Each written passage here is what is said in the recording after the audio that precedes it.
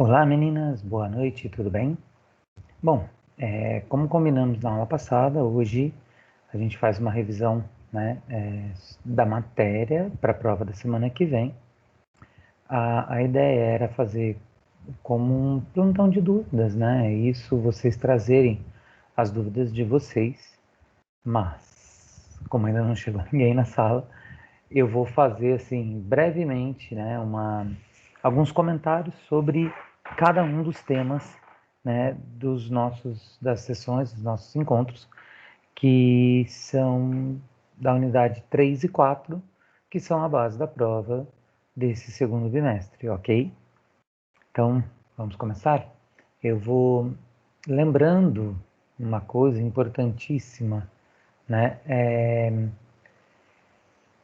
A prova de vocês é na semana que vem, dia 4 de dezembro. Essa prova abre para vocês às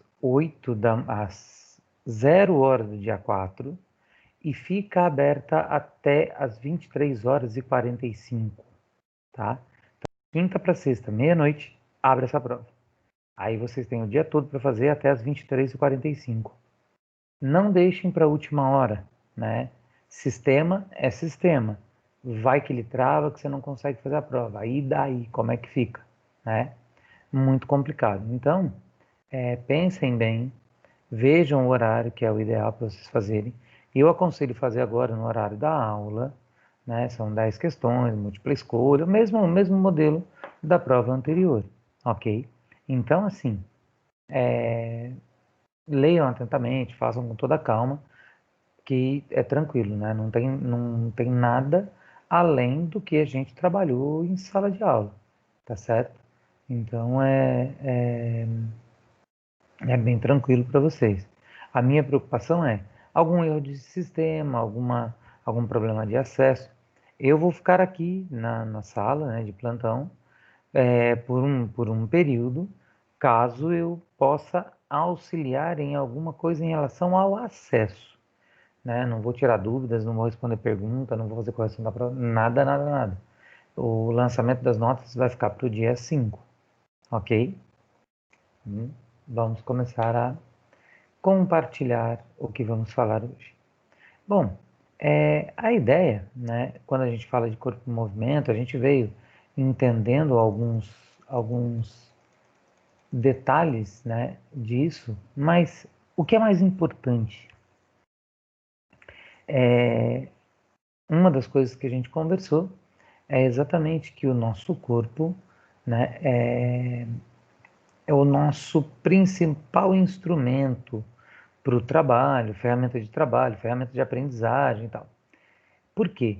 Porque nós aprendemos a nos expressar através do nosso corpo, através de imitação de outras pessoas.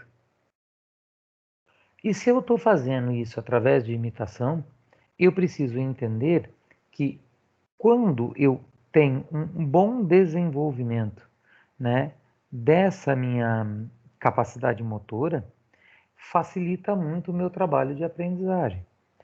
Só que, professor, o desenvolvimento motor não está diretamente ligado à aprendizagem? Sim, está diretamente ligado à aprendizagem. Da mesma forma que a aprendizagem está diretamente ligada ao desenvolvimento motor. Vocês são novinhos, vocês não devem conhecer.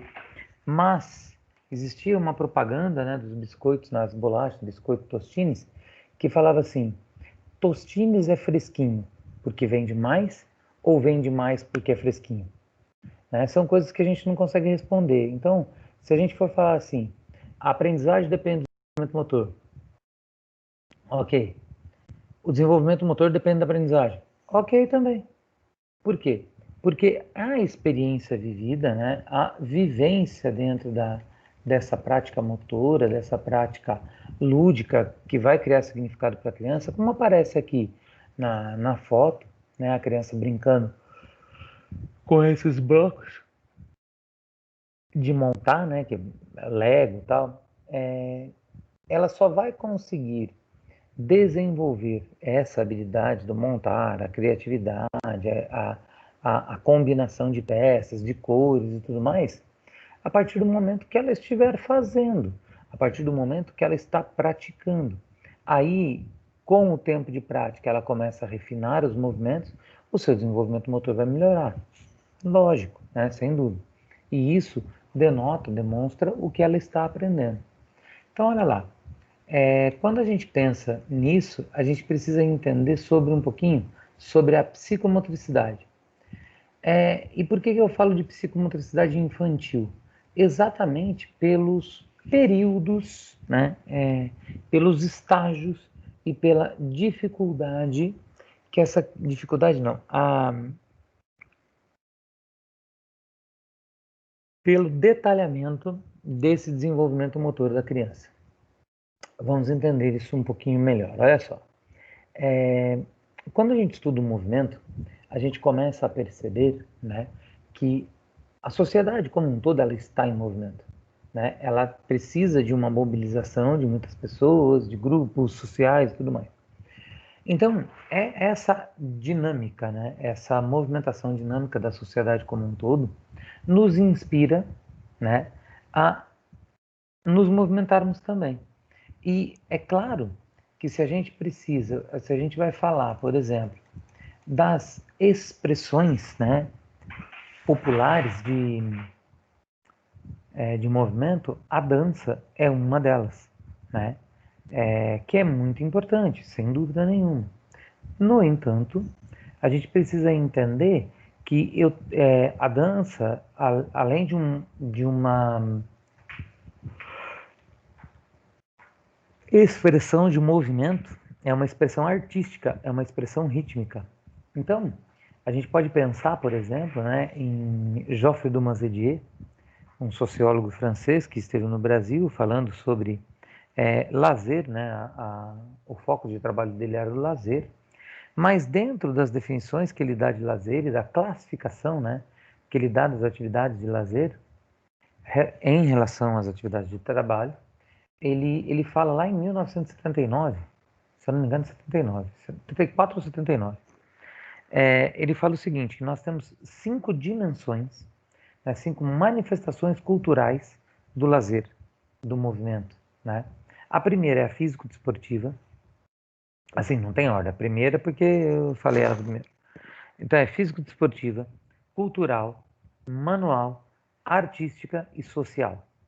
Então são 5 dimensões diferentes: físico-desportivas, cultural, manual, artística e social. Professor, qual a diferença entre elas? Vamos lá. Físico-desportivo é tudo que envolve o nosso corpo, é tudo que envolve a nossa expressão corporal voltadas para o movimento, a brincadeira e também para o esporte, por isso físico-desportivo. As culturais. As culturais normalmente são manifestações de contemplação, né? É claro que eu posso pensar, por exemplo, em assistir um teatro, mas eu posso ser o ator do teatro. Eu posso fazer uma esquete com os meus amigos para apresentar para outros. Então eu tenho possibilidades diferentes, né, de trabalhar essa parte artística, tá? Quando a gente fala dessas manifestações culturais. As sociais, tudo que envolve a nossa socialização. Então, festas, encontros, bailes, conversas, encontros informais, encontros formais, reuniões, festas de aniversário, tudo, todo tipo de manifestação cultural, onde poderei, né, estabelecer alguma forma de contato com outras pessoas, né, contato social com outras pessoas. Aí, então, a gente precisa entender uma coisa. Por exemplo, a artística. A artística também ela pode ser, né, essa manifestação importante que eu posso falar da dança, do teatro, do cinema, de música, várias coisas, tanto na manifestação contemplativa como na manifestação prática, quando eu faço isso. Aí as pessoas falam assim, professor, então, mas pintar um quadro artístico, observar o quadro artístico, mas não é manual, artesanal, né? Vamos pensar no manual tudo que a gente pode manipular. Então, Por exemplo, eu vou fazer um jardim, eu vou varrer uma casa, eu vou lavar o meu carro. É uma atividade, né, manual. Eu estou manipulando coisas com a mão, mas num momento de tempo livre, num momento de lazer, num momento que eu estou livre de obrigações, né? E as artesanais, né, artístico-artesanais, elas são aquelas que a gente produz alguma coisa. Então, eu vou pintar um quadro, eu vou fazer uma oficina de brinquedos, por exemplo, com sucata e tudo mais. Então, quando eu penso nessas manifestações, né, e eu estou na escola e eu quero perpetuar, eu quero melhorar aí a condição desses meus alunos, né, eu começo a oferecer para eles, o ideal é que eu ofereça todas essas manifestações culturais, né, essas manifestações que são preconizadas aí por Dumas-Edier, para que eu consiga um melhor desenvolvimento possível. No nosso material, a gente focou mais na parte físico-desportiva, falando das danças. É claro que quando a gente fala da dança popular, a gente também pensa, né, na manifestação cultural que está agregada a ela. E isso é muito legal, por quê? Porque a dança, né, ela tem é uma manifestação cultural super bem aceita. Então, as pessoas fazem, né, sem nenhum problema e conhecem, né, a cultura, conhecem música, conhecem passos. Por quê? Porque isso está muito presente, né, dentro da comunidade, dentro das pessoas, né, no convívio das pessoas. E o que que acontece? Quanto mais oportunidade eu tenho de praticar essa atividade, de fazer essa atividade, maior, né, se torna o meu repertório motor. Por quê? Porque nós temos a nossa memória, né, encefálica no nosso cérebro, mas a gente tem uma memória motora, uma memória neuromuscular. Então, os músculos do nosso corpo, né, eles fazem um movimento, eles aprendem um movimento e rapidamente eles vão lembrar. Por isso que tem muita gente que fala assim, é igual andar de bicicleta, você não esquece nunca. Realmente, o movimento você não esquece depois que ele se tornou automático para você. Pode ser que você não consiga manter o equilíbrio, pode ser que você não tenha desenvolvido o ritmo adequado para pedalar e se manter, como eu vou dizer, equilibrado, né? E então isso são questões que a gente precisa pensar. É claro que aumentar esse repertório motor, as possibilidades motoras, é muito importante. Só que daí a gente entra naquele problema, né? Professor, eu não sou profissional de educação física, eu não posso fazer isso. Realmente, você não pode dar aula de educação física, mas você pode brincar com a criança. Você pode oportunizar para essa criança uma série de atividades, desde que você fique, né, próximo, observando, fornecendo material, fazendo as intervenções que são necessárias e tudo mais. Então, a ideia é que vocês comecem a entender isso, né? E vamos lá. E o brincar? O que é o brincar? O brincar é uma ferramenta, né, muito poderosa de estimulação à motricidade, ao movimento da criança. Pouquíssimas crianças hoje brincam paradas, ou melhor, já está crescendo esse número por causa disso aqui, ó, por causa do celular. Tem muitas crianças que elas estão deixando, né, a motricidade de lado, deixando de se movimentar, deixando de se desenvolver, né, integralmente, porque está muito ligado ao uso do celular o tempo todo. E isso não é bom, né? Por quê? Porque vai limitar uma série de coisas. Então, quando os pais, a escola, as pessoas que estão próximas a essa criança percebem esse tipo de manifestação, é importantíssimo trabalhar com a criança essa ressignificação do brincar, que ela consiga entender outras formas de brincadeiras e não só essas brincadeiras eletrônicas. Tudo bem? Aí, aprendizagem motora. A gente vê que na aprendizagem motora a gente tem várias linhas, né, de pensamento, e uma delas, que é bastante interessante, é a linha de Galahu, que traça um perfil de acordo com a idade de estágios onde essa criança deveria estar, como ela deveria estar, como ela estaria fazendo, né, a repetição dos exercícios, aprendendo e tal, se ela não tem nenhum estímulo. Então, a gente precisa ficar muito ligado nisso. E a brincadeira no desenvolvimento, né, da primeira infância? Olha lá. Brincar está relacionado com a capacidade de desenvolver a vida social e o intelecto. A brincadeira promove grande avanço no desenvolvimento motor e na aprendizagem infantil e leva a criança a níveis de desenvolvimento mais elevados e complexos. Então, se a gente toma como base, né, esse pequeno texto, essa pequena explicação do texto, a gente já consegue antever, prever como será, né, trabalhar com pessoas que, vamos lá, são meio duras, são meio teimosas, e outras que não têm essa teimosia. Como que a gente vai combinar isso?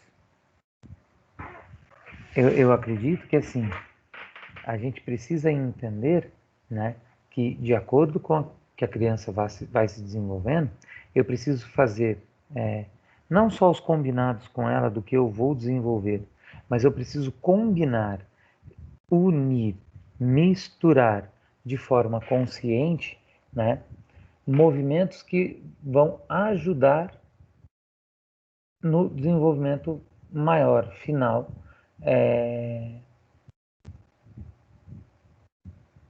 dos meus alunos. Tudo bem?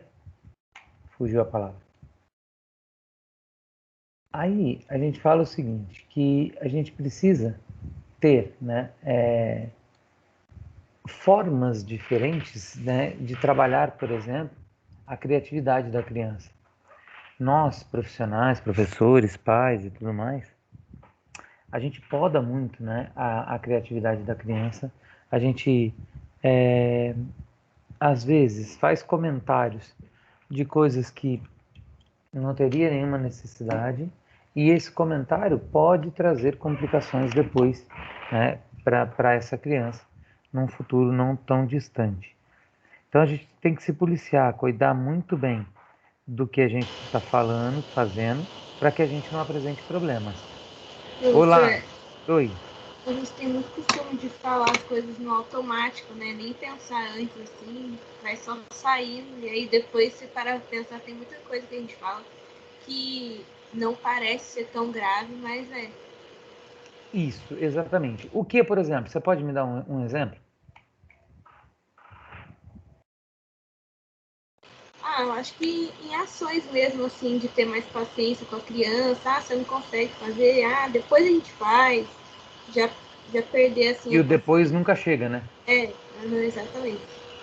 Então, uma coisa que a gente faz muito dentro de sala de aula e às vezes complica essa ideia aí da criatividade, é quando a criança quer te mostrar alguma coisa que ela fez, algum desenho que ela fez, alguma. Você fala assim, ah, tá, legal, depois eu vejo. Ah, agora eu não posso. Não, não faz isso, ó, desenha do jeito que tá ali, né? Não Sempre inventa tem uma história. desculpa, né? É, entendeu? E isso pode traumatizar. E isso pode podar, né? De forma bem grave, a criatividade dessa criança. Então a gente precisa pensar nisso também, ok? Bom, dúvidas até aqui? Desenvolvimento motor. Vocês têm alguma dúvida que vocês queiram comentar e falar para que eu possa tentar esclarecer? Ou continua nessa pegada que estava? Professor, eu queria que você falasse mais um pouquinho da psicomotricidade. Olha lá, psicomotricidade é o próximo encontro. Pera, deixa eu abrir aqui. Muita calma nessa hora. Cadê?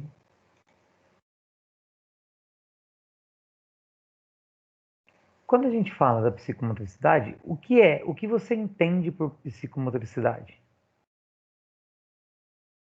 Eu acho que as ações que vão, não só ações, né, mas os formatos que a gente tem para trabalhar essa motricidade, eu acho.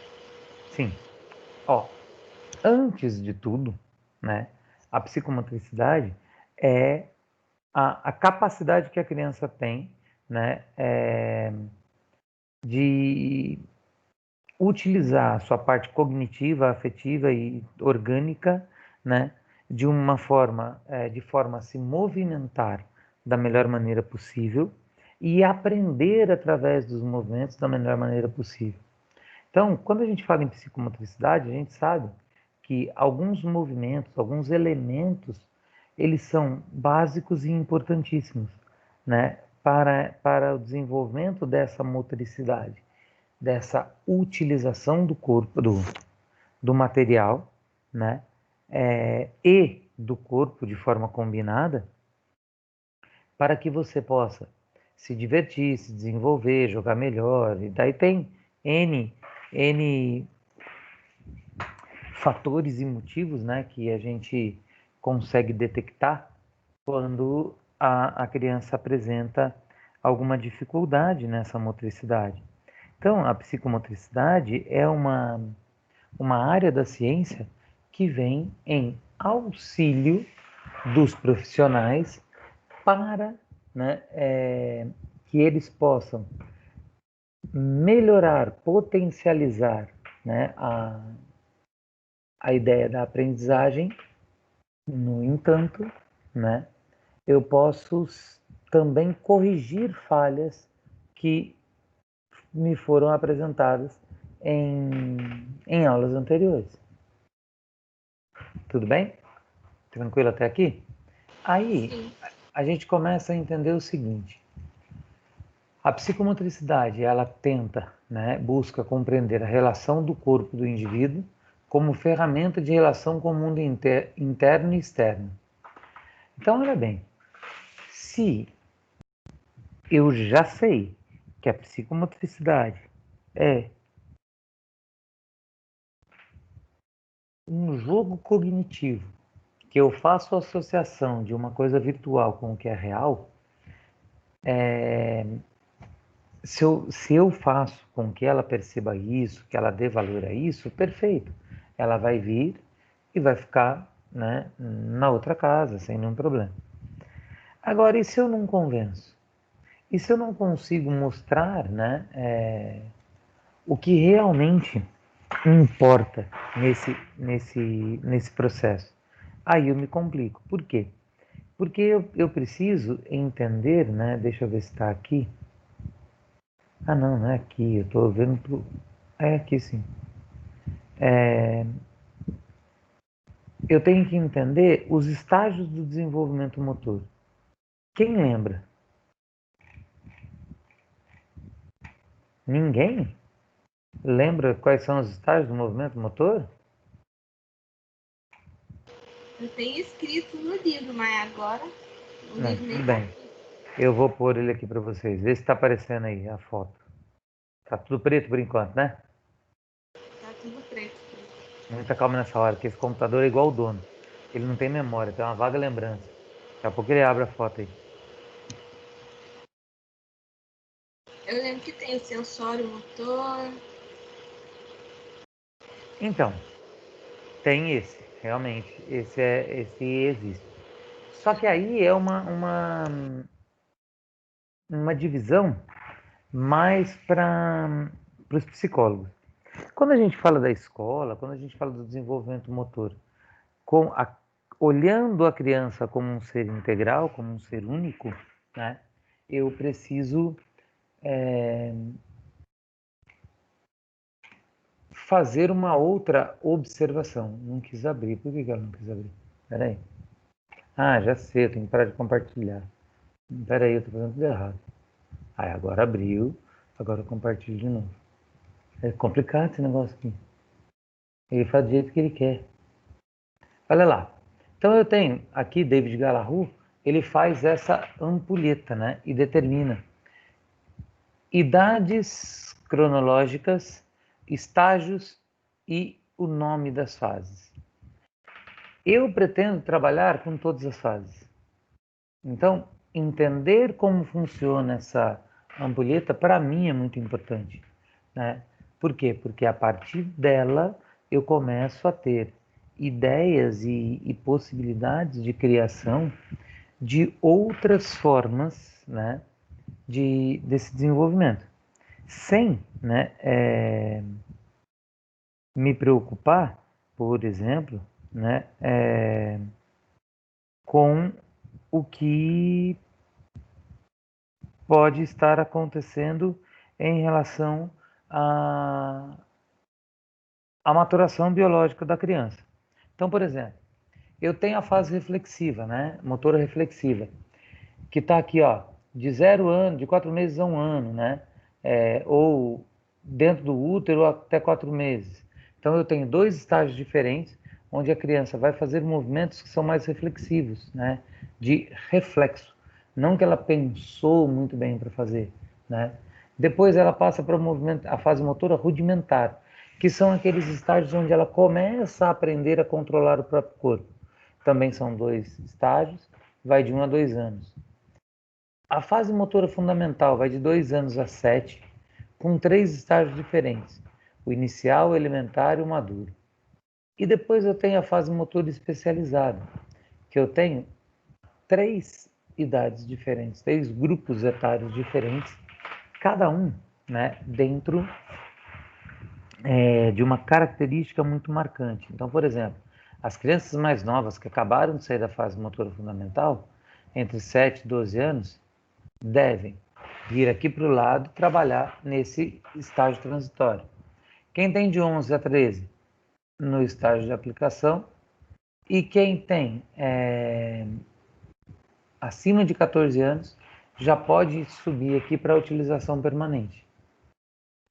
É claro que quando chega nesse patamar, a atividade, o foco, a intensidade vai mudar completamente, né? Porque eu já tive o tempo da pessoa entender, né, cada um dos estágios, cada uma das fases, ela não precisa ir embora imediatamente, ela pode continuar na escola. Dúvidas? Não, professor. Olha que Olhando. Olha.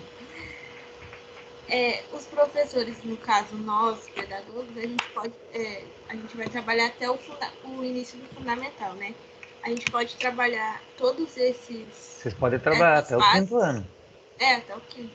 Sim. Todas essas fases e de forma indireta, né? Porque a gente não é professor de educação física. Mas a gente pode trabalhar. Sim. Não só pode, como deve trabalhar. Por que deve trabalhar? Porque esse é o nosso legado, né? Deixar para os nossos alunos o melhor da gente, sempre.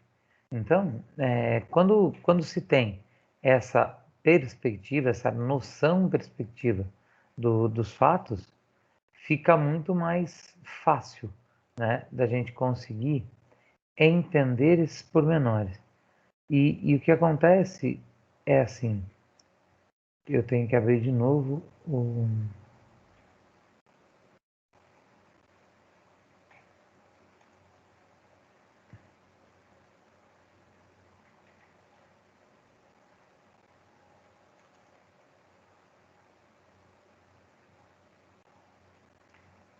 Cadê ele? Eu acho que eu estou no lugar errado. Tô não. É aqui. Anhanguera, pedagogia, corpo e movimento. Aí eu tenho a última parte, né, que fala sobre as danças populares brasileiras, né?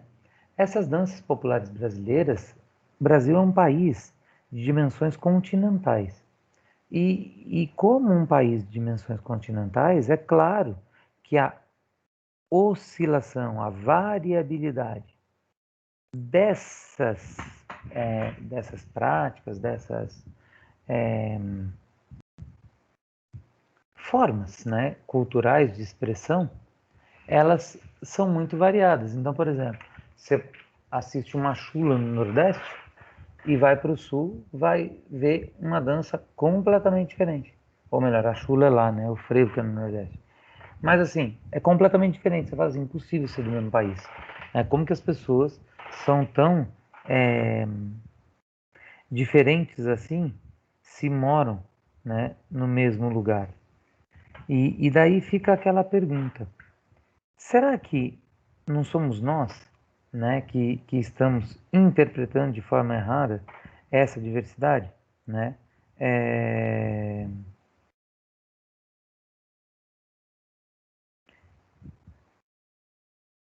Deixa eu pensar como eu vou dizer. Peraí. Em cada região do país, eu tenho manifestações culturais diferentes relacionadas, né, à nossa cultura, às nossas tradições, ao nosso folclore. E essas manifestações são muito fortes, são muito marcantes. E se a gente consegue trazer isso para dentro da escola, para mostrar para os alunos, para praticar com os alunos, para dançar com os alunos, né? Isso é muito legal. Por quê? Porque ao fazer isso, eu não estou estimulando apenas, né, o movimento, o corpo. Eu começo a fazer um estímulo, né, muito interessante de também cognitivo, de pesquisa, de, de possibilidades, né, que os alunos vão poder explorar além do dançar. Então, é uma riqueza muito grande de detalhes que eu posso ter. E isso é muito importante. Então, a gente pode falar do frevo, a gente pode falar do Bumba Meu Boi, a gente pode falar das quadrilhas de festa junina, a gente pode falar da dança das fitas, a gente pode falar de folia de reis, a gente pode falar de... Ai, como que é o nome daquela outra dança? Esqueci o nome, que é da nossa região aqui. Congada, a gente pode falar das danças, né, que a gente tem lá no sul. Então, são várias formas, né, que a gente pode utilizar a cultura, né, utilizar a dança como a entrada, como atrativo para a criança. Movimentar o corpo, aprender mais, desenvolver melhor a sua coordenação motora, o seu ritmo, a sua flexibilidade, a sua expressão corporal, né? Além de associar isso a outras formas de pesquisa e principalmente de da própria cultura, né? Dela se interessar, pesquisar e tudo mais. Então, quando a gente fala disso, a gente começa a perceber, né, que a gente tem conceitos, né, muito importantes que, por exemplo, um Bumba Meu Boi, ela vem de uma lenda, né?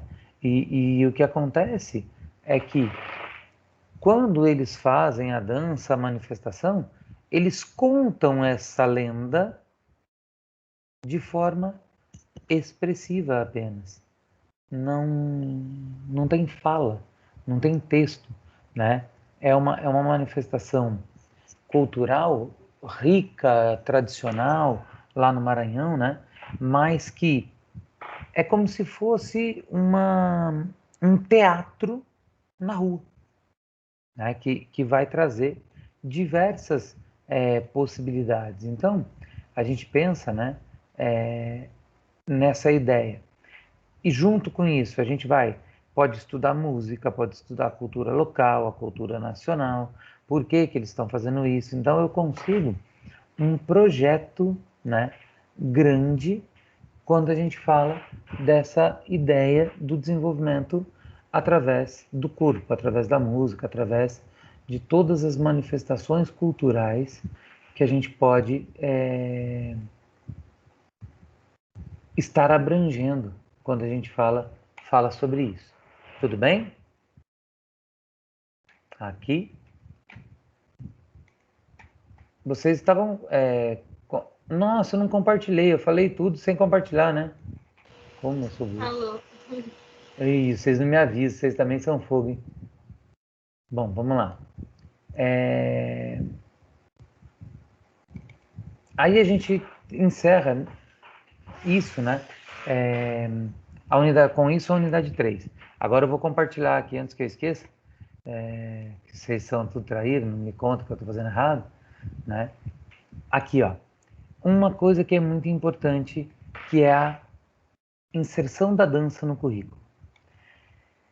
Por que a inserção da dança ela é tão importante, né, para o currículo escolar, para a vivência da criança, para tudo que a gente vai desenvolver? Vocês sabem, podem me dizer? Participar comigo, para não ficar só eu falando? Então, para conhecer o corpo, né? Para estimular também o desenvolvimento. Sim. E desenvolve o quê? A flexibilidade. Ah, É isso. O crescimento, tudo. então, vai desenvolver, vai estimular todo esse desenvolvimento, mas o que a gente precisa entender é que a psicomotricidade, que a gente estava falando antes, também está inserida na dança. Porque a gente tem os elementos psicomotores, né? Que são, vamos lembrar, equilíbrio, coordenação motora global, coordenação motora fina, né? Agilidade, velocidade, orientação espacial, orientação temporal. Tudo isso é trabalhado na psicomotricidade de forma independente, de forma separada, se for preciso, mas eu também posso trabalhar de forma conjunta quando eu danço. E daí eu tenho um estímulo muito mais prazeroso, muito mais significativo, e eu consigo transportar, eu consigo transferir, né, essa ideia do que eu estou trabalhando de uma forma mais real. É isso, tá? Ô, professor, e de Oi. certa forma trabalha a mente também, né? Deixa ela mais saudável. Sim. Por quê? De certa forma. Não, eu acho, porque igual a gente estava falando, a mente e o corpo a gente trabalha em conjunto, né? Então, para manter não só o corpo saudável, mas também a mente Sim. equilibrada, vamos dizer assim. Então, mas aí, né, tem um outro detalhe que a gente acaba às vezes esquecendo. Quando a gente trabalha a mente dentro da música e tudo mais, da dança, qual é o trabalho? É o trabalho de, além de entender o ritmo, né, os tempos da música, mas é a gente memorizar, guardar os movimentos da coreografia, por exemplo, né? Eu estimulo a criatividade quando eu falo para a criança criar a sua própria coreografia, né? Eu estimulo toda a parte cognitiva de entendimento e interpretação visomotora, né? Que é olhar o que está fazendo, perceber o que está fazendo e associar, por exemplo, nomes, né, dos passos da dança naquele determinado momento, figuras de simbólicas de movimento, né, que a gente tem quando a gente fala sobre isso. Então, eu tenho muita coisa que eu vou trabalhar, né, e isso vai ajudar nesse desenvolvimento integral da criança, né. Mas daí entra uma outra coisa. Diga. A gente é porque também a gente acaba colocando outros conteúdos dentro da dança, né, também. Isso, exatamente. A gente pode explorar, né, a dança muito além dos muros da escola, né? A gente pode conseguir perceber com a criança, fazer a criança refletir sobre a ideia da utilização da dança fora como uma fonte de lazer, como uma possibilidade de atividade física para melhoria de autoestima, de autoconhecimento, de melhoria de resistência, como atividade física mesmo. Então, eu tenho diversas aplicações, né?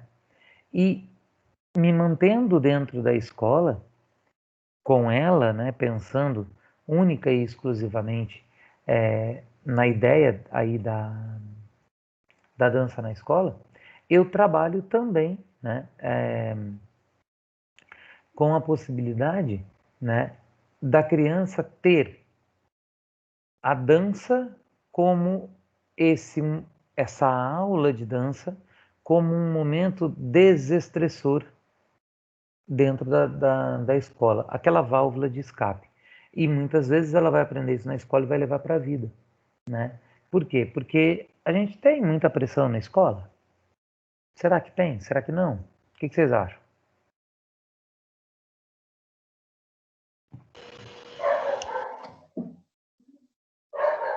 Sim ou não? Ah, eu acho que tem sim, professor. E que tipo de pressão? Ah, tem muitos professores que falam assim, ah, fica em silêncio, não faz bagunça. Eu vejo pela minha filha. Se não terminar a atividade, não vai embora, não tem intervalo. E você pressiona sua filha na sua casa Ah, não muito, em relação à mas escola? eu deixo ela ir conforme ela consegue acompanhar. Eu não fico pressionando muito, não. Eu Parabéns, tento ajudá-la. perfeito. Mas, por exemplo, você não fala para ela, você tem que terminar logo, você tem que tirar nota boa, você tem que passar de ano, né? Ou assim, se você passar de ano, eu vou te dar um presente, você vai Não, ganhar uma boneca, não sei o quê. Faz isso? não. Oh, parabéns. Por quê? Agora sim, nessa fase que ela tá aí online, que às vezes eu fico, olha, Gabi, você tá um pouco atrasada, vamos aí acompanhar a turma. Mas Mas, assim, aquela cobrança assim, que ela tem que ser boa, que ela tem, isso aí eu não faço, não. tá, perfeito. Por que ela tem que acompanhar a turma? Ah, porque e é isso que eu tô te falando, a professora sempre tá naquela pressão. Olha, gente, tem que entregar essa atividade hoje. A professora fica, sabe, pressionando ela. Aí é onde eu dou uma acelerada, assim, porque eu vejo que a turma tá indo e ela tá ficando. E por que Mas, será que ela está assim, ficando? pela pressão da professora. Então, às vezes, né? Por exemplo, ó, hoje de manhã eu quase morri do coração e eu estava com medo, né? Da aula de vocês hoje à noite. Porque de manhã eu ia fazer a mesma revisão com o pessoal da manhã, não apareceu ninguém. Ninguém. Não entrou nenhum. E aqui começou 7h05, 7h10 eu comecei a gravar. E comecei a explicar para mim mesmo. Aí daqui a pouco vocês entraram.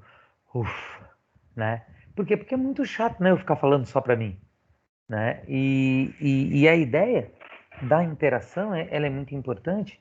Por quê? Por causa exatamente dessa troca, né? E eu costumo dizer o seguinte: vocês não são especialistas em dança, né? Mas vocês podem trabalhar a dança. E pode trabalhar a dança de que forma?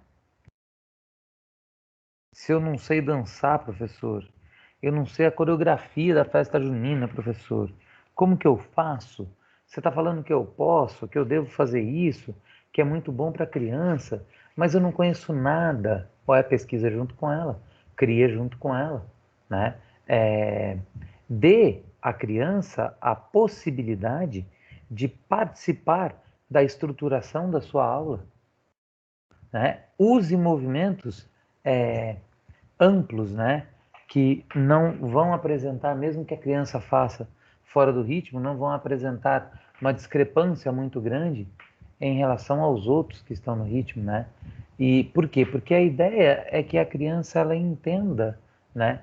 Como ela pode usar o corpo dela a partir da música, né? Como ela pode se desenvolver, né? A partir de uma prática, né? Prazerosa, de uma prática satisfatória, de uma ideia, né, de quebrar paradigmas, de vencer os próprios obstáculos. Porque Eu tenho uma coisa que eu falo, eu não sei dançar. E eu não sei mesmo, né? Mas às vezes eu arrisco, mesmo sabendo que está errado. Mas tem gente que não tem essa liberdade, essa vontade, essa ideia de se arriscar. Então, a gente precisa pensar nisso também. Então, com tudo isso, o que a gente pode afirmar, né? Que quando eu trabalho com as crianças, né, essa atividade física, da dança, ou qualquer outra atividade, mas que eu relacione o que eu estou fazendo com a realidade que essa criança vive, eu proporciono para essa criança uma abertura muito maior, uma abertura muito mais efetiva, de muito mais qualidade para a aprendizagem dessa criança. Então, eu preciso pensar, né, muita coisa quando a gente fala isso. Então, por exemplo, a aula de dança na escola é uma coisa que é simples ou ela é desafiadora para quem vai dar a aula, para quem vai trabalhar com a dança? O que vocês acham? Eu acho desafiador Para quem? pro professor. Mas, e Porque se o eu tiver aluno, uma professora de dança especialista?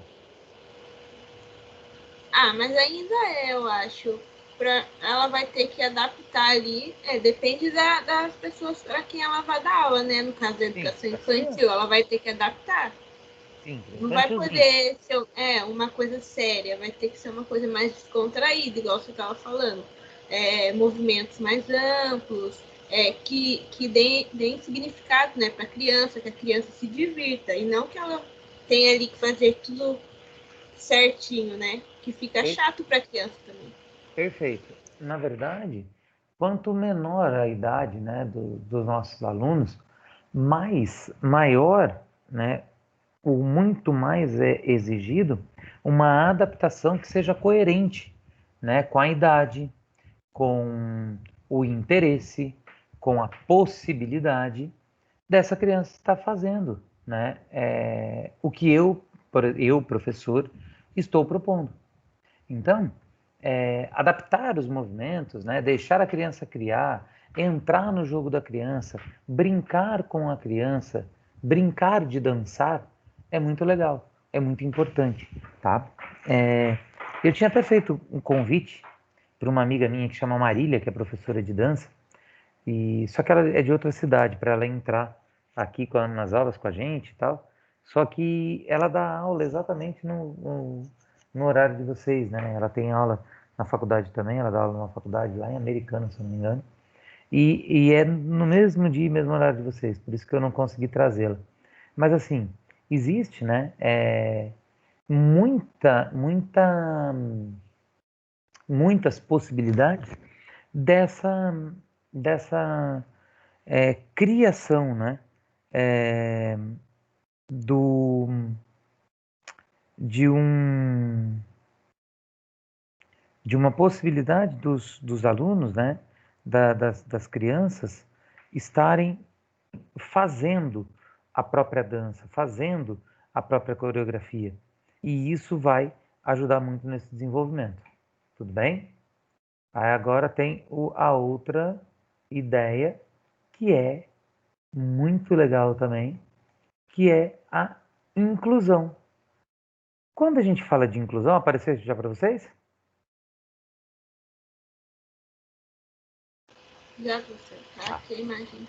Quando a gente fala de inclusão, para mim, a primeira vez que eu trabalhei com inclusão foi a coisa mais difícil do mundo, né? Porque eu tinha uma imagem que uma criança deficiente, que uma criança que está em cadeira de rodas, que ela não ia conseguir brincar, que ela não ia conseguir se divertir. E quando eu trabalhei com eles, cara, foi, sabe aquele monte de tapa na cara, assim, ó, pá, pá, pá, pá, pá, pra arrebentar a gente, pra falar assim, ô seu boca aberta preconceituoso, né? O deficiente, ele tem a própria maneira de brincar. Ele sabe, né? Ele entende as suas próprias limitações e ele faz adaptações extremamente adequadas, extremamente perfeitas. Eu vou dizer a palavra perfeita. Eu não gosto de falar de perfeição, mas é a possibilidade perfeita do que eles podem. Eles conhecem os seus limites, eles vão além dos limites, eles têm uma vontade de viver, uma possibilidade de quebrar barreiras que para eles é assim imensurável. E a gente que tem o corpo perfeito às vezes reclama de tudo, né? Então, trabalhar com a inclusão é um negócio assim fantástico, é espetacular. Então Oi, a gente professor. Oi. Eu acho até que eles conhecem mais o corpo deles do que nós, assim, no sentido de conhecer as limitações, até onde dá para ir, até onde não dá. E isso faz com que eles deem o melhor deles, muitas vezes mais do que a Sempre, gente. exatamente. E tem um detalhe que é muito importante, que é a sensibilidade que eles desenvolvem. Então, por exemplo, você pega uma pessoa que é cega, ela tem uma sensibilidade tátil muito mais aguçada, ela tem uma sensibilidade auditiva muito mais aguçada. Você pega um deficiente físico, né? Ele tem por exemplo, um cadeirante, um paraplégico, ele tem uma intencionalidade de fazer o melhor movimento com os membros superiores que vai deixar ainda mais bonito, né? Tudo que eles estão fazendo. E é emocionante, cara. Eu falo deles, eu falo da minha experiência, né? Que eu tinha realmente um preconceito de achar que eles não brincavam, que eles não se divertiam, que nada. E isso foi para mim uma libertação gigantesca, né? Saber que todos têm as possibilidades adequadas de aprendizagem. Isso é muito legal. Isso é muito interessante, né? Por quê? Porque a gente começa a ver que quando se tem vontade, quando se tem entrega, quando se tem envolvimento, né, não existe limites. E não existe na inclusão certo ou errado, né? Eles estão fazendo o melhor que eles podem.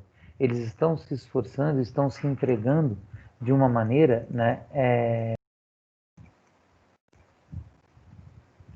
da maneira mais pura, mais linda, né, que ele pode fazer. Então, a gente precisa se envolver nisso. Nós, professores, precisamos proporcionar experiências assim para os nossos alunos. Professor, mas eu não tenho nenhum aluno deficiente. Tudo bem. Mas se tem alguma outra sala que tem um deficiente na escola, faz a inclusão daquele deficiente na sua sala. Faz a sua turma entender a importância disso. E você pode fazer de forma lúdica, e você pode fazer da forma de dança. Aí a forma como você vai fazer independe, né? É claro que quando a gente fala do corpo em movimento, vocês percebem que eu saio às vezes, né, da determinação do conteúdo que era para falar da dança, mas eu vou falar de outras experiências. Por quê? Porque quanto mais experiência positiva eu acumulo em relação, né, à, à inclusão, à utilização do corpo do movimento na escola, o que for, né? Quanto mais eu amplio essa possibilidade, mais eu conscientizo a população e mais a gente traz, né, para as pessoas informações relevantes e importantes, ok? Então a gente começa a perceber o seguinte: a diversidade da dança, né, e a multiplicidade que a dança apresenta, ela nos possibilita um convívio social maior, mais atento, né, que precisa ser menos preconceituoso.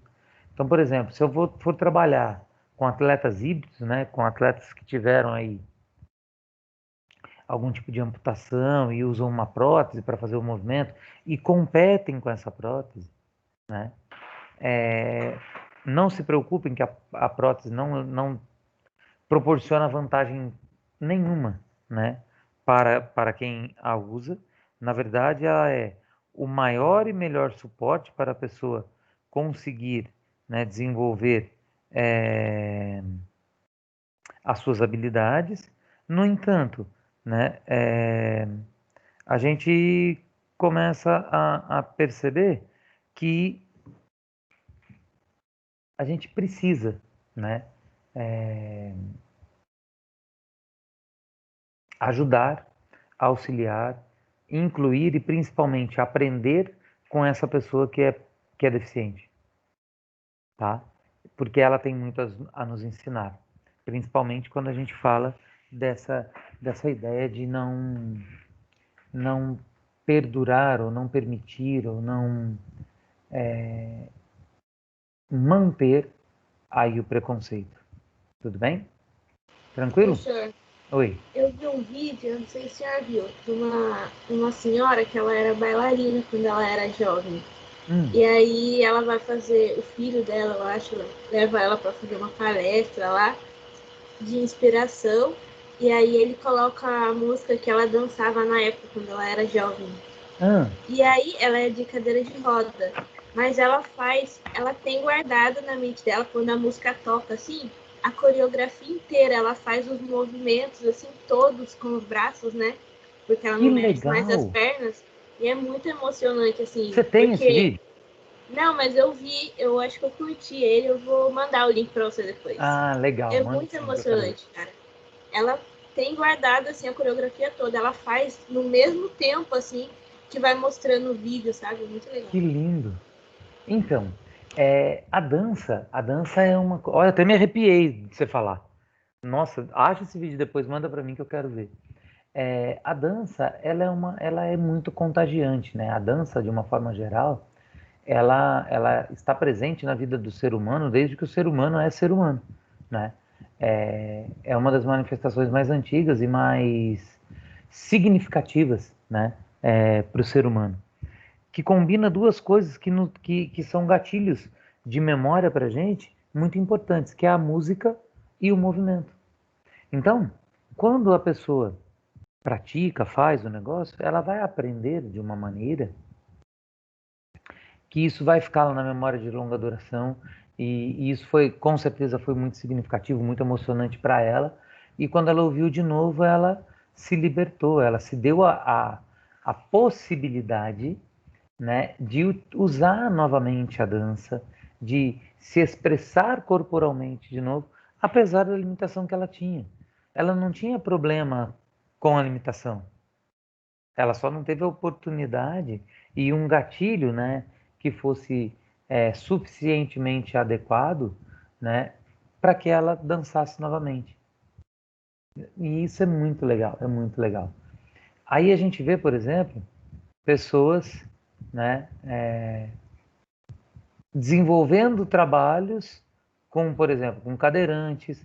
Na abertura do Fantástico tem uma bailarina que teve a perna amputada e ela está de prótese e ela dança muito bem, né? Então, assim, tem vários vídeos que a gente vê, vários comentários, várias possibilidades. E o que, para mim, é muito marcante é a força de vontade dessas pessoas, né, que têm deficiência, em fazer o melhor sempre e não reclamar. Isso é muito legal. Isso é muito emocionante, é muito lindo, né? Quando a gente tem a possibilidade de ver e de acompanhar isso, tá? E depois a gente vê que foi nossa última sessão, a gente falou isso na aula passada, né? Os cuidados com o corpo, né? A concepção de cuidado e de saúde. Galera, eu falei agora há pouco, o corpo é a nossa principal ferramenta, o nosso principal instrumento de trabalho, de vida e tudo mais. Se eu não cuido do meu corpo, o que vai acontecer? Vai ficar fraco, né, professora? Não Ele vai aguenta ficar tranco. fraco, vai ficar feio, né? Sim. Vai deixar de ser atraente. Então, tem várias coisas que a gente pensa quando a gente fala do corpo, né? E essa fraqueza, essa fragilidade a qual você se refere, ela é um ponto muito importante, né? Porque, olha só, por que que temos tantos adultos e idosos sedentários hoje? Porque eles não foram estimulados, né? Mas estimulados quando? Quando criança, quando jovem, né? A É, continuar a vida saudável. exatamente. Se eu quero ter uma mudança de paradigma, uma mudança de objetivo, de cultura, eu tenho que mudar com quem vem, não com quem está saindo. Então eu tenho que estimular a criança a ser ativa para eu ter o jovem ativo, para depois se transformar no adulto ativo, até chegar no idoso ativo. Então, esse é um projeto que eu estou começando dessa divulgação, né? Desse retorno, por exemplo, às atividades, mas começando pelas atividades mais simples, as que vão te dar prazer, que vão fazer você ficar interessado em continuar. E depois eu trago a maior complexidade, porque daí você já acostumou, você já não vai querer retirar, você só está dando continuidade, tá? Então isso também é muito importante, né? Eu ter os cuidados necessários com a minha saúde. Então olha lá, quando a gente falou aqui, então, ó, o ato de cuidar da criança, atividades de incentivo à saúde. Quem poderia lembrar e falar uma atividade dessa de incentivo à saúde?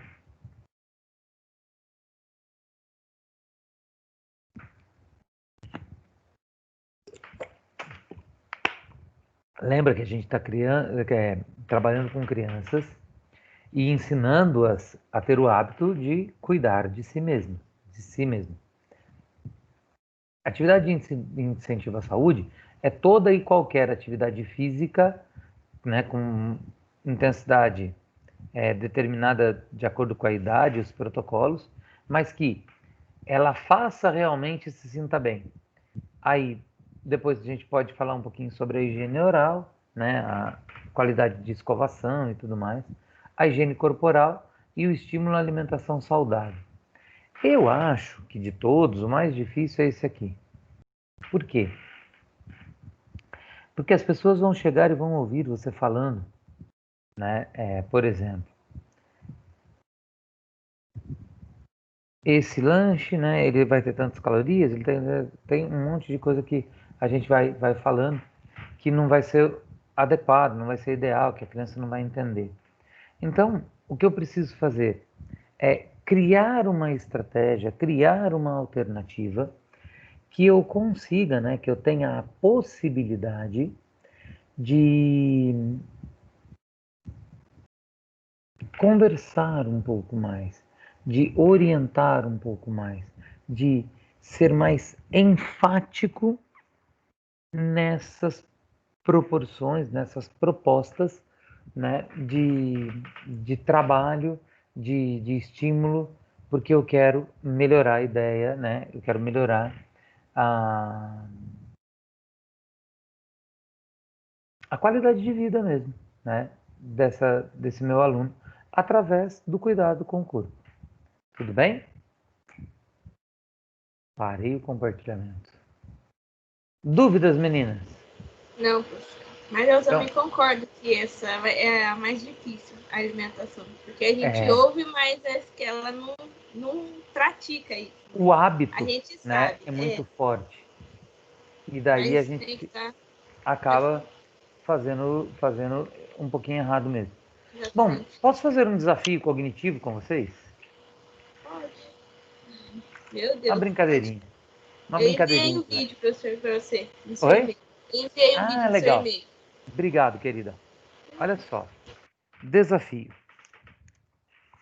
Para esse desafio, vocês vão precisar de 3 lápis ou canetas, ou palitinho de dente, ou palito de sorvete, o que vocês quiserem.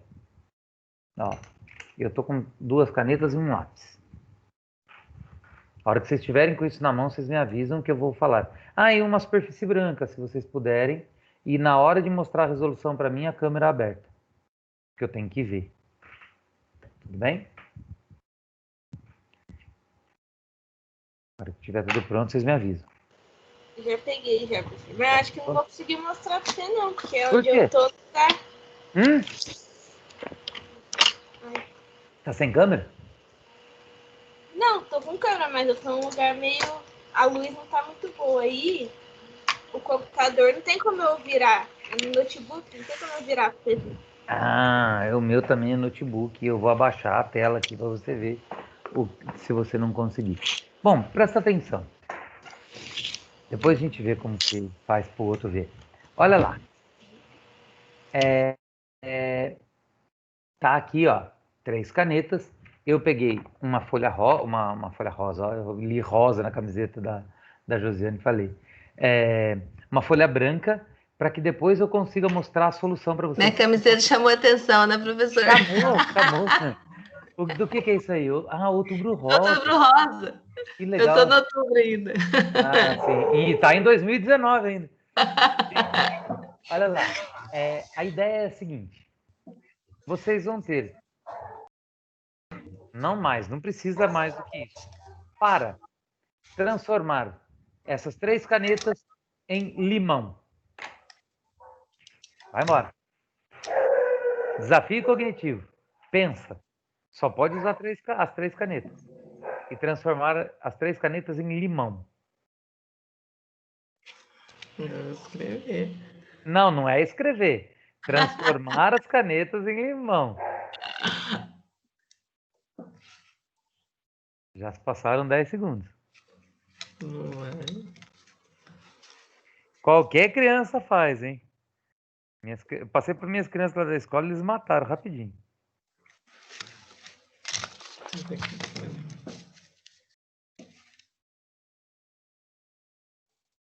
Não, você não faço ideia. Não, Também não. pensa. Usa criatividade. Fala sério.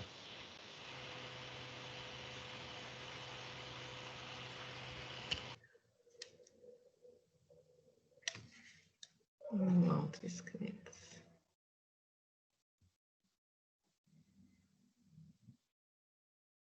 Ah.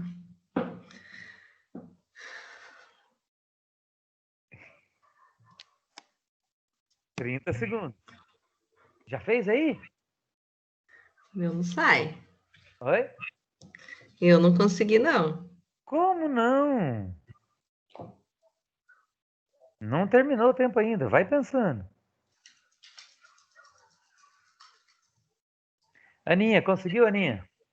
Eu não, professor. Olha como a minha criatividade é ruim. Até agora eu não decifrei. 3 canetas formar um limão. Tava pensando, usando a tampas. folha, mas não consigo. Não adianta pegar a tampa.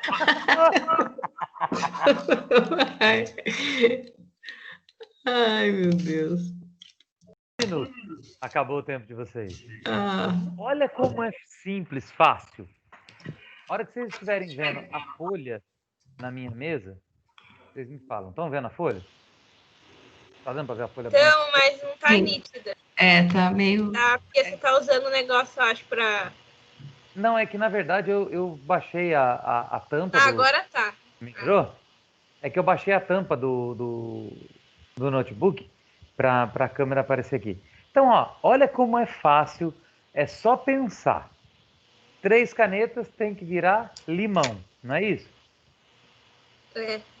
Olha só. L I limão. Ah, professor, pelo amor. Limão, não é? Ah, mas eu pensei que era pra fazer o formato do limão, não pra Quem falou unir a formato? mão. Eu falei, transforma 3 canetas em limão. Ninguém falou de formato, de cheiro, gosto, nada disso. Ó, desafio cognitivo. É que eu não tenho 12 aqui. Eu passei um outro para as crianças, né? Que são 12. Você pega 12 lápis, 12 canetas, 12 palitos. Lá na escola eu fiz com palito, né? 12. Tem que transformar 12 em 20. Quero ver se vocês conseguem. 1 minuto para vocês. Espera que eu tenho que arranjar 12 primeiro. Tudo bem, arranje os 12. A hora que vocês arranjarem, vocês me avisam. Agora vocês já tiveram uma ideia de como é a resolução. Então, pensa aí como vocês podem fazer. Já vai pensando enquanto vocês estão coletando os 12. Transformar os 12 lápis em 20, é isso? 12 em 20. Ah, não vale quebrar. Não vale pegar mais. Não pode. Transformar 12 em 20. Esse eu não vou conseguir mostrar. Deixa eu ver. Ah, não, eu vou sim. As crianças conseguiram resolver isso, professor? Conseguiram. Caramba. De 1º a 5º ano.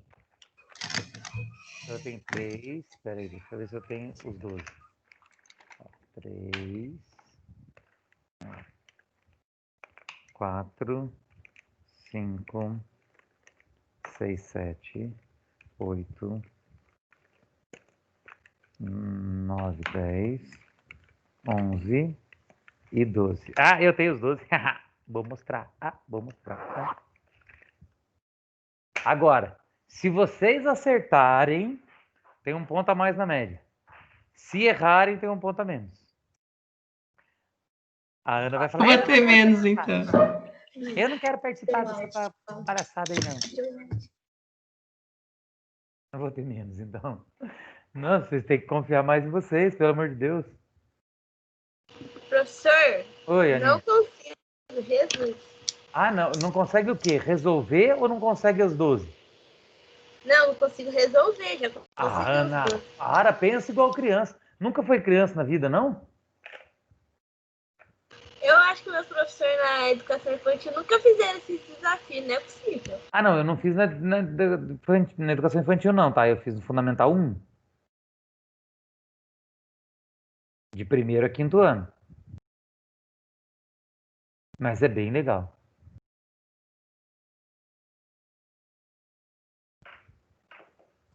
Vamos lá, 12. Tem que virar 20.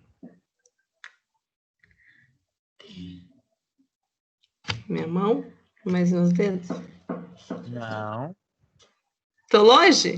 Ah, longe. Ah, Consegui já. Mostra aí, quero ver. Não vai dar pra você ver, pera. Tô esperando. Deixa eu ver se você vai conseguir. 12 em 20. Não pode sobrar e não pode faltar. Você tá vendo? Tô Calma vendo. aí, deixa eu ver. Ó. O V, o I, o N, o T E o E. Muito bem. Olha lá. São 12 risquinhos para você escrever 20. Bem, Aninha! Agora Agora entendi. Você não entendeu? Não, agora eu entendi. Tá. Então agora o último. Pra acabar. Ana, abre essa câmera aí. Pai de frescura, menino. Coisa. Fica só com 4 agora. Só com 4. Agora, desafio final. Para vocês fecharem com nota 10. Né? Já que agora vocês entenderam e pegaram o esquema, transforma 4 em 10.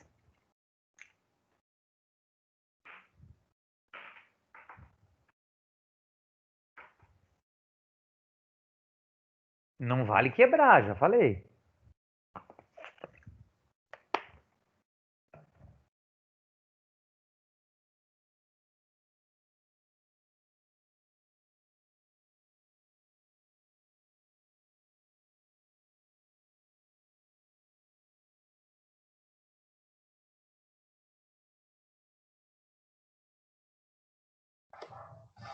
Se tivesse 5, fechava aqui. 4 em 10. Não esquece.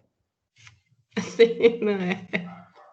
Eu tava juntando a mesma coisa que a Josiane. Eu tava juntando aqui. Só se ficar uma pirâmide como 0, pode? O 0 não é uma pirâmide. Você vai ficar um quadrado. Mas meu dedo 10. Não, é só 4, mas o seu dedo deve ser 5. É 4. Jesus. Não pode ser um dedo e o zero? Não. É 4 em 10.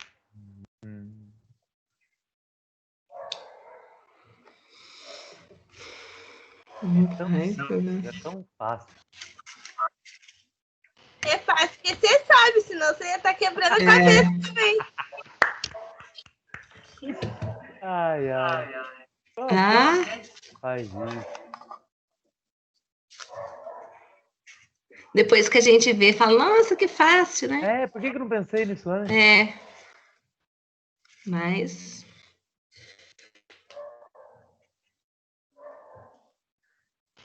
Não sei. Galera, presta muita atenção aqui. Tio Luiz vai mostrar para vocês. Ai, Não tiraram 10. Tá vendo tudo aí? Tirar 0, né? Sim ou não? não. Não, tá vendo? Sim. E agora?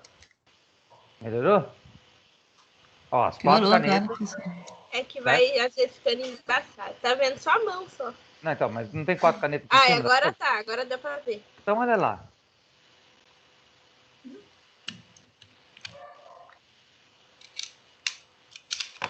Não tô vendo, não. Na hora que ele terminar, vai dar.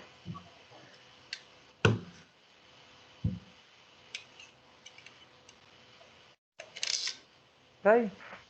10. E Algarismo romano. Eu não tô conseguindo. Tá.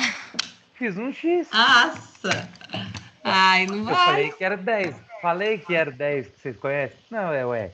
Algarismo romano. Não deixou de ser 10. Se ele tivesse falado 2 lápis, aí eu faria o X, mas usar 4 pra fazer o X é pra dificultar. É claro. Tem pegadinha, né? Se eu posso dificultar. A ideia primordial é essa. Olha só, toda vez que a gente fala de desafio cognitivo, né, a gente precisa entender uma coisa assim. Eu preciso, né, estimular a mente, eu preciso estimular o meu aluno a pensar, né, fora da caixa, fora do comum. Por quê? Porque pensar no comum, todo mundo já pensa. Então, eu tenho que ir sempre além daquelas possibilidades primárias. Entende? Então, todas as vezes que a gente fala de desafio, é exatamente nessa linha do pensar que a gente precisa trabalhar e atuar. Vocês viram quantos livros eu estou lendo agora? Eu peguei para me divertir agora, na hora que está de férias. Vou mostrar para vocês.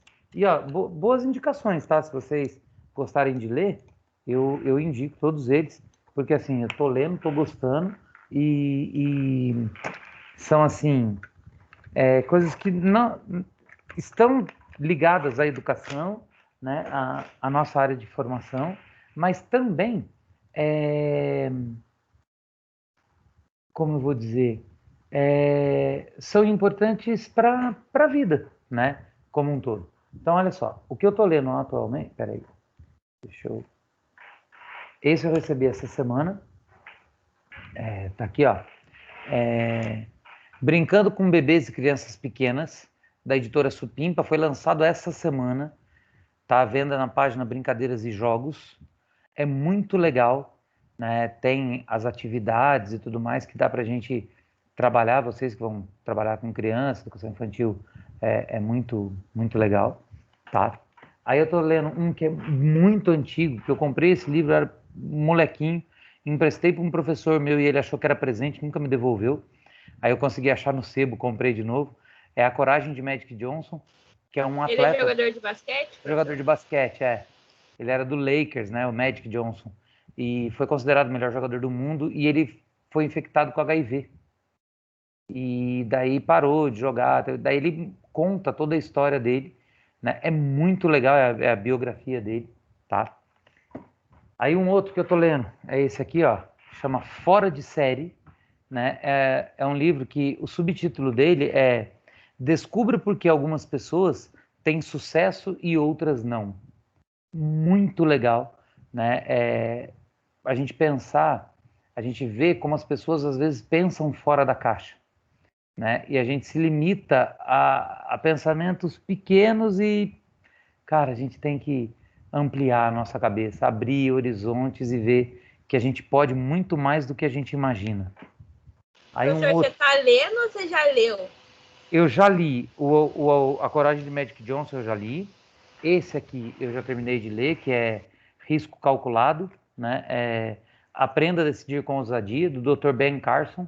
É um neurocirurgião americano, que é muito legal também. O cara é fera. Atualmente eu tô lendo Fora de Série e o próximo que eu vou mostrar, tá? Esse aqui eu também já terminei. O próximo é esse aqui, ó. Abundância, né? O futuro é melhor do que você imagina. Ele foi escrito pelo reitor da faculdade Universidade Singularity. É uma universidade que fica dentro do Vale do Silício, né? Eles estudam o futuro e tal. É dentro da NASA, é mantida pela NASA. É muito legal. Você pira, você começa a ler esse negócio aqui, você fala: caraca, o negócio é muito louco, né? E é mesmo, muito legal. Esse aqui eu também já terminei, que é o 21, né? Terminei essa semana, que é do Yuval Noah Harari, que é o mesmo escritor do Sapiens e do Homo Deus. Ele é um indicaram pra gente também, esse daí. doutor em história, dá uns tapas na cara da gente, nervoso, porque a gente precisa entender, né, as mudanças que esse século XXI está trazendo. Então ele tem muito a ver com essa abundância, então eles têm uma ligação bem legal. Eu já li o Sapiens e o Homo Deus, eu tenho também. Eu gosto um pouquinho só de ler, sabe? Dá pra perceber, né? Percebi mesmo. Aí um outro que eu tô lendo atualmente é esse aqui. E eles são tudo fininho, né, professor? Ah, sim, é livro para uma semana. Tá bom. É sério, eu leio uma semana isso. Tá E, doido. assim, tem alguns que eu demoro mais, porque ele tá tão legal. E como daí eu não tenho outro aqui do meu lado para eu começar, aí eu começo a ler mais devagar, sabe? Porque se deixar, cara, eu vou comendo os livros.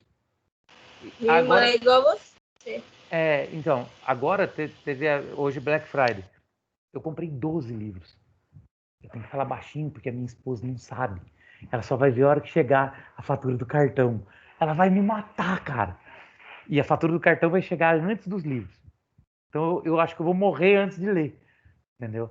Porque eu peguei na Black Friday. Mó legal, tava barato pra caramba os livros. Comprei, eu sei que eu não posso, nem podia estar gastando desse jeito. Mas eu gastei hoje em 12 livros quase R$500. Ela Meu vai me Deus, ela vai me matar matar, você. ela vai me matar. Mas se eu fosse comprar antes da Black Friday, eu ia gastar mais de 900. Ó, pra você Quase ver. 1.000 você ia pagar. Oi? Você ia pagar quase R$1.000, eu acho. R$1.000, então. Aí eu gastei quase 498. Jesus. Aí eu fiz em 10 vezes, porque daí fica baratinho. Tomara que ela não perceba. Aí tem esse aqui, ó, do Domênico de Massa. Esse aqui ela me deu de presente. Fala sobre o ócio criativo. A importância, né, da gente ter o ócio como lazer, o nosso momento de descanso e tudo mais. É um escritor italiano. O cara é muito bom, né?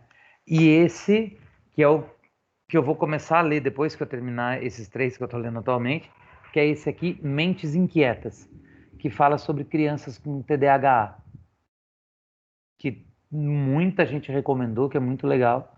Então, também vou começar ele. Isso sem contar todos os outros que eu comprei e alguns que eu selecionei na minha estante para as férias, para eu reler. Porque quando entrar em férias, eu quero ficar. Eu vou voltar a trabalhar já no dia 6 de janeiro. Então, eu vou pegar aí mais ou menos do dia 20 de dezembro a 6 de janeiro.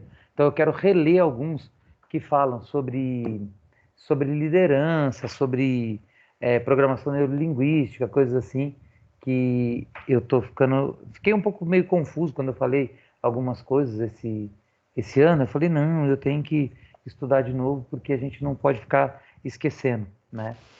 O professor queria ter o mesmo ânimo pra você pra ler. Eu sou uma pessoa chata pra ler. Por que você é chata para ler? Porque, assim, se eu não me interessa, eu já não consigo ir mais Então, pra frente. Tem que mas ser eu uma leio o coisa que me muito... interessa também, é que tudo isso está me Não, sim. interessando.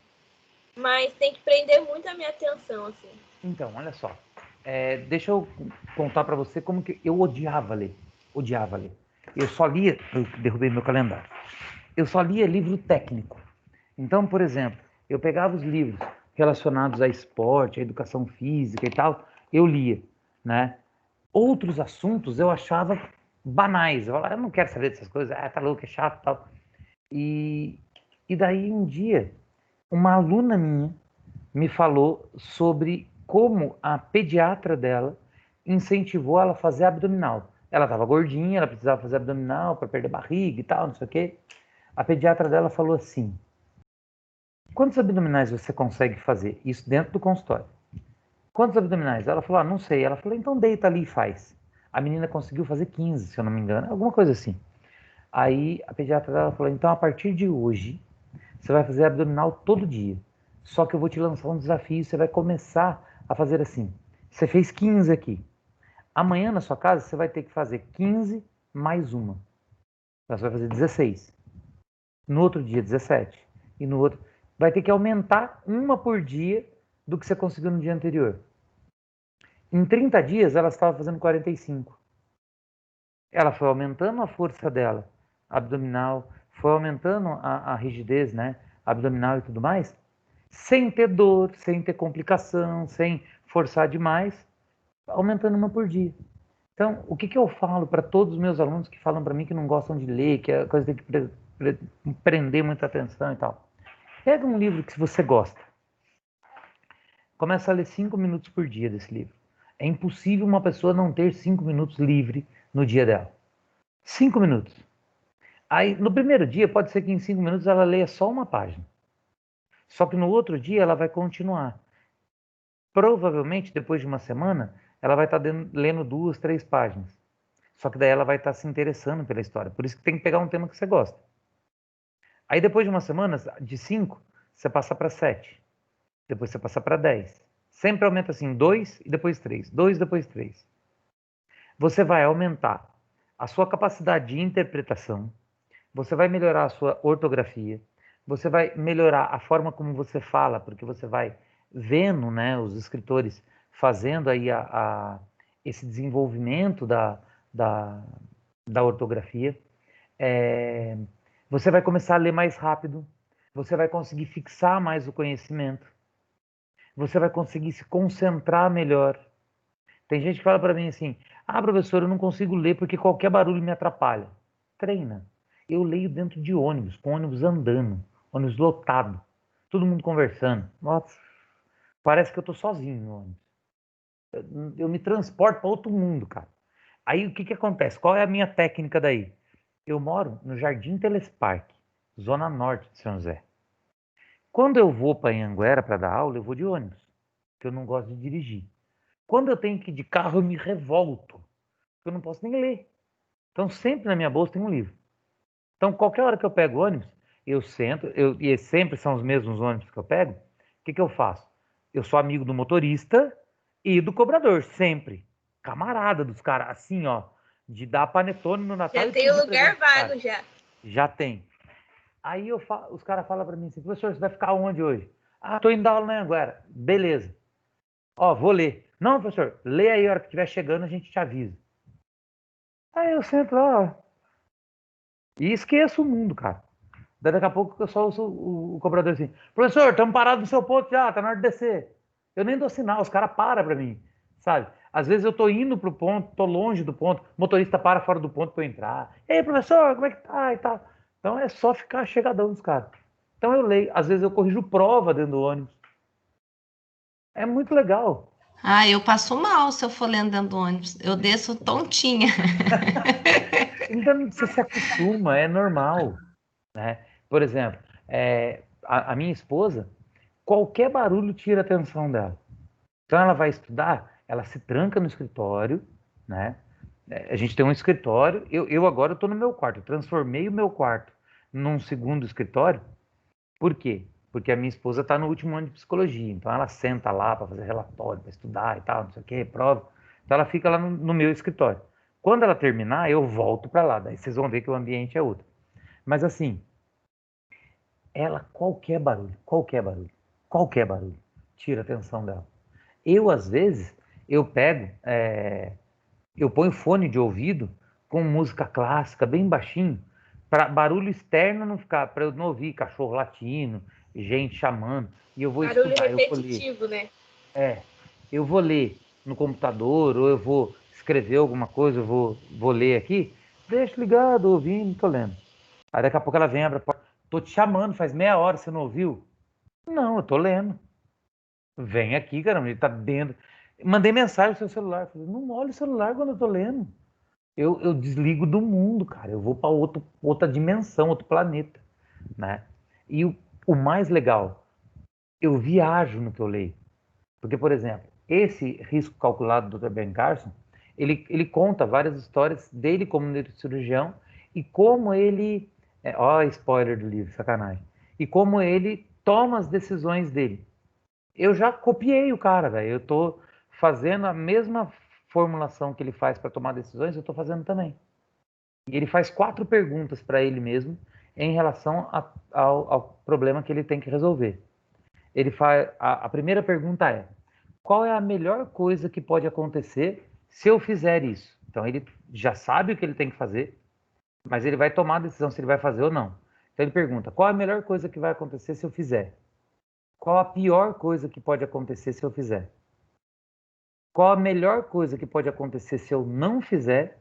E qual a pior coisa que pode acontecer se eu não fizer?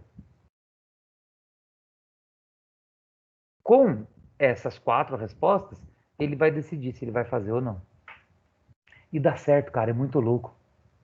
Só que ele aconselha que você escreva a sua resposta, não só pense nela, porque depois você tem que pôr elas, né, juntas e comparar. E é muito legal. Eu comecei a fazer isso. Cara, que incrível! Como abre a mente da gente, né, para pensar nas possibilidades. Porque às vezes a gente vai tomar uma decisão e a gente não pensa em todas as possibilidades possíveis. E quando você começa a se perguntar isso, você começa a fazer uma autoanálise, uma autoavaliação, e você chega a conclusões assim, incríveis. É muito legal. Vale a pena. Mas tenta ler, Aninha. Você vai ver, ler é muito legal. Eu assisti um vídeo hoje do Leandro Carnal, ele falando exatamente isso, né? Sobre as vantagens da leitura. Porque pessoas que leem pouco serão pessoas mais solitárias. Por quê? Porque vai Eu chegar uma tenho época na sorte, sua vida. professor, de. Eu leio, mas eu não leio tanto quanto eu gostaria. Mas eu gosto muito de escrever. Sim. E o que eu leio, assim, eu gosto bastante de poema. Então acho que isso ajuda a aumentar o meu vocabulário nesse sentido, assim. Sim, então. Quanto mais você lê, melhor você vai escrever, mais o seu vocabulário vai ficar preparado e tudo mais. O Carnal fala é o seguinte: vai chegar uma época da vida que a gente não vai ter com quem conversar. Aí, a hora que você estiver lendo, você vai estar conversando com o autor, com os personagens, você vai estar trazendo experiências dos livros para você e isso aumenta o seu ciclo social depois. Você melhora a possibilidade de conversar com outras pessoas. Isso é muito interessante. Vale a pena. Eu gosto de ler Clóvis de Barros Filho, Leandro Carnal, Mário Sérgio Cortella, isso tudo que está aqui, né? Eu leio de tudo, cara. E também os livros técnicos, que estão relacionados ao que eu tenho que trabalhar, ao que eu tenho que dar aula e tudo mais. Mas vale a pena, é legal demais. Certo, meninas? Certo. Muito bom. Lembrando, semana que vem, prova de vocês. A prova já está publicada no AVA, só que ela está programada para abrir no dia 4 às 0 horas. Então, ou seja, de quinta para sexta, meia-noite ela abre e fica aberta até às 11h45 da noite. Então, façam com muita calma, não deixa para a última hora. Erro de sistema acontece, vocês sabem, né? É muito complicado. Então, procura fazer, de repente, usa o horário da aula para fazer. 10 questões, múltipla escolha, facinho, tranquilo. Só o que a gente trabalhou em aula, ok? Não tem nada além disso. Ok. Perfeito? Meninas, Perfeito. muito obrigado pela atenção de vocês. Tem mais alguma dúvida? Querem algum esclarecimento, alguma coisa? Não, da minha parte não. Acho que ficou claro. Da minha também não tem não, professor. Então, agradeço muito a presença de vocês aqui. Muito, muito, muito obrigado mesmo. E bom final de semana para vocês. Obrigada, professor, pelas aulas. Beijo. Até semana que vem. Beijo. Semana que vem eu tô aqui. Se precisar de alguma coisa, de acesso, alguma dificuldade, só me chamar. Tá bom. Boa noite, professor. Boa noite.